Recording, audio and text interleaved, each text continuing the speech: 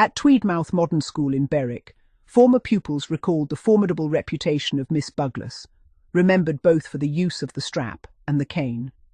One former student described the severity with which punishments were administered, while another remembered receiving 6 strokes of the belt after making an error during a cookery lesson. Others recalled frequent punishment simply for talking during lessons. At Two Trees Comprehensive School in Manchester, several former pupils remembered strict disciplinary methods involving the slipper. Mrs. Smith, a drama teacher, was regarded with considerable apprehension by many students.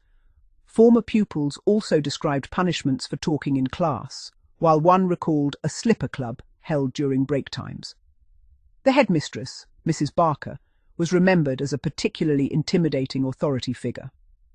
At Walshaw High School in Burnley, one former pupil recounted being struck for arriving late to class, while another recalled disciplinary incidents occurring during a residential trip away from school. Former pupils of Warbreck High School in Blackpool remembered teachers who employed the cane for relatively minor infractions, such as classroom mischief. Similar recollections emerged from Wardsbridge High School in Wolverhampton, where one former student remembered receiving the cane on 2 occasions, despite otherwise enjoying school life. At Watlands School in Newcastle-under-Lyme, Miss Morris was remembered for her commanding voice and readiness to use the cane, which some former pupils believed reflected the harsher attitudes of the period. Accounts from Wattville Road Secondary School in Birmingham described punishments carried out publicly before assemblies or classes, adding an element of humiliation alongside the physical punishment itself. One former pupil observed that the embarrassment often proved more distressing than the punishment. At Wentworth High School in Cheshire, memories centred upon the use of the slipper by Mrs. Clegg, while at Westlands Girls' School in Ashton-under-Lyne, former pupils recalled teachers administering physical punishments for classroom misdemeanours. At Westow Comprehensive School in South Shields, one former pupil described how her sister received the cane after a teacher mistakenly believed she had been smoking. Others recalled frequent truancy and harsh disciplinary measures, including severe canings that allegedly resulted in injury. Former pupils of West Hill High School in Stalybridge and West Park Girls' High School in Leeds similarly remembered the use of the slipper and physical punishments administered by strict teaching staff. At Welly School in Wigan, the headmaster, Mr. Miller, inspired considerable fear among pupils, many of whom vividly remembered waiting outside his office to receive the cane. Such recollections were often accompanied by remarks suggesting that, despite the severity, these methods were accepted as normal at the time.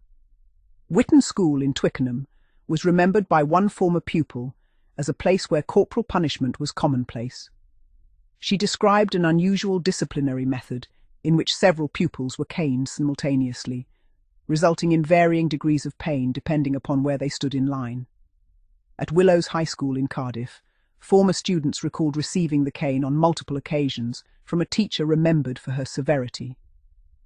Similar accounts came from Windsor County Grammar School, where one former pupil vividly remembered the distress caused by witnessing another girl publicly punished on the school stage.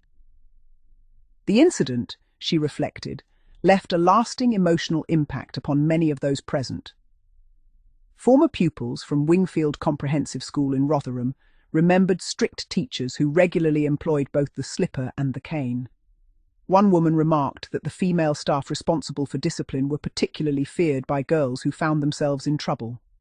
At Wisewood Secondary School in Sheffield, memories centred upon a head of girls reputed for administering severe canings.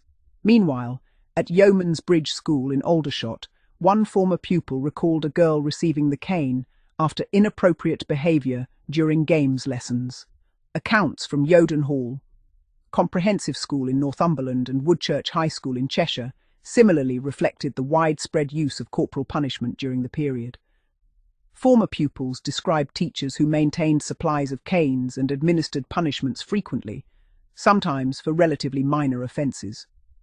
Taken together, these recollections illustrate an educational culture very different from that of modern Britain. Corporal punishment, abolished in state schools in the mid-1980s, was once viewed by many educators as an ordinary and necessary means of maintaining discipline. Yet the memories retained by former pupils suggest that the experience often left emotional as well as physical impressions that endured long after school days had ended.